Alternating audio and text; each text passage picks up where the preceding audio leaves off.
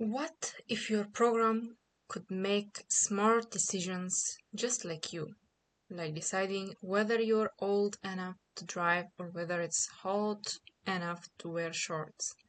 In this video, I will show you how to use if and else in C# to make that happen. Hi friends, welcome back to NetPath, the easiest path to learning .NET and C#. I'm Mrs. K, and today we are learning how to write decision-making code using if, else if, and else step by step. What is a condition? Let's start with the basics. A condition is a question your program asks to decide what to do next. Think of it like this. If you're hungry, eat. Else, maybe just drink water. In programming, we write it using if, else if, and else. Now let's demonstrate an example.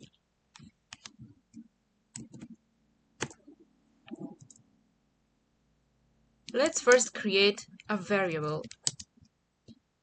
Age is 24.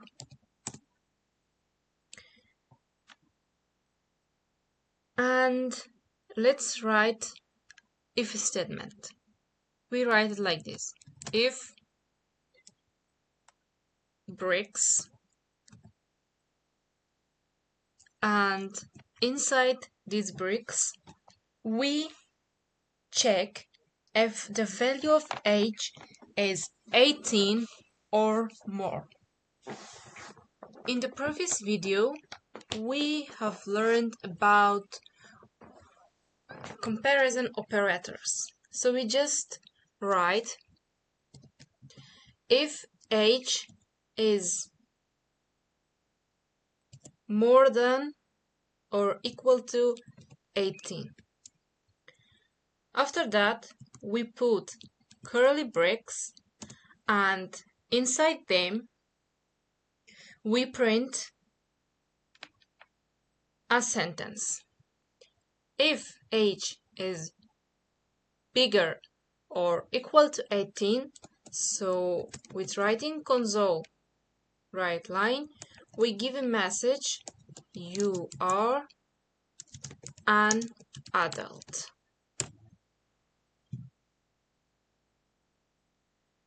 Now let's add else statement. We will write else, and this time directly we add curly braces. After else, we don't add any common braces, and we directly write our logic inside curly braces. We say if age is smaller than 18, so the program should print for us, you are not an adult, and semicolon at the end of the sentence. One of these two blocks will always run depending on the condition. Now, let's say we are grading a test. You don't have just pass or fail. You have A grade, B grade, C grade, and so on. Else if lets you check more than one condition in order. As soon as one is true, the rest are skipped. Let's demonstrate it.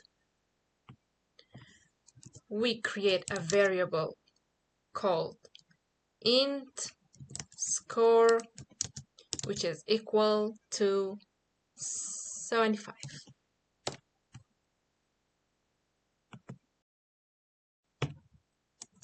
If condition, if bricks, and we say if score is bigger or equal to 90, the program should print for us grade A. Grade A. Else if, because now we have more than one condition. That's why we are not using only if else. We have another condition which is else if. So we write else if. In bricks we give our second condition. We say if score is bigger or equal to 80, then it's grade B. We continue with another else if condition. We say if score is bigger or equal to 70, then it's grade C. We say grade C. Else, we said that we don't give here any common bricks and we directly write in our curly bricks. We say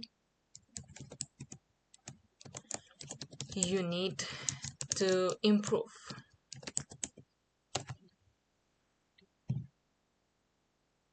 As we said, as soon as one is true, the rest are skipped.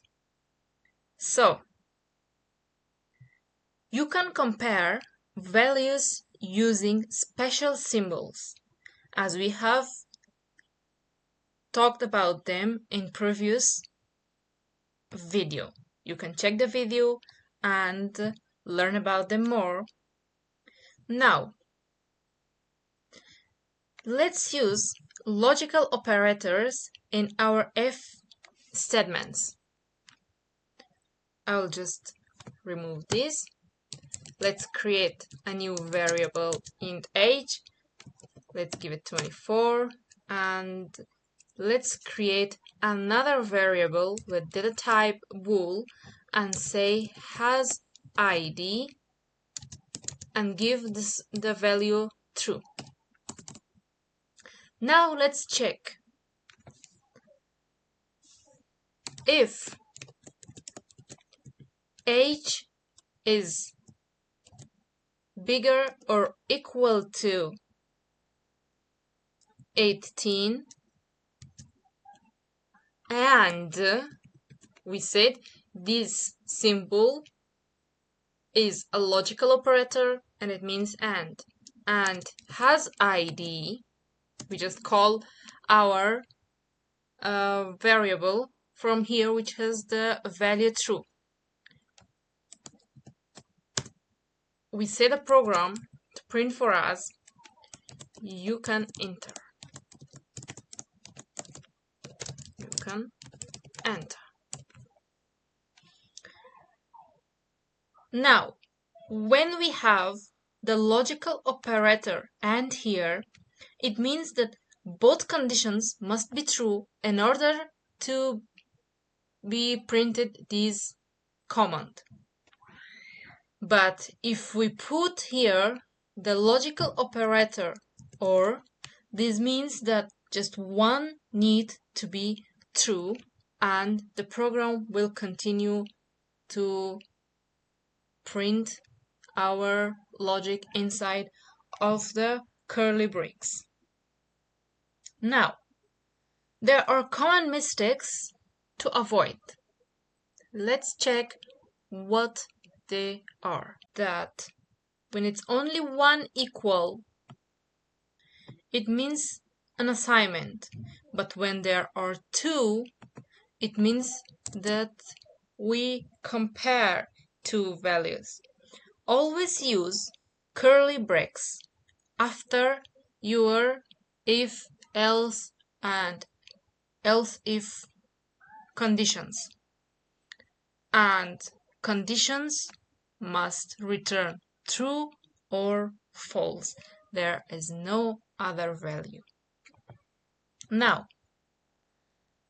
I will give you a mini practice challenge. Write a program that checks a number and says if it's positive, 0, or negative. Pause and try it on your own. Then check the solution.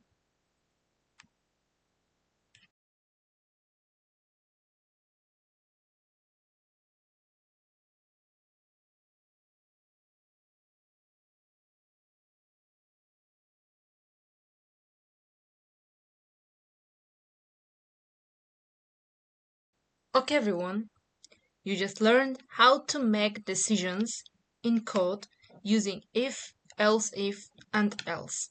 Next up, we will learn how to repeat actions using loops. Hit the like button, subscribe, and drop a comment if this helped you. Thanks for watching NetPath.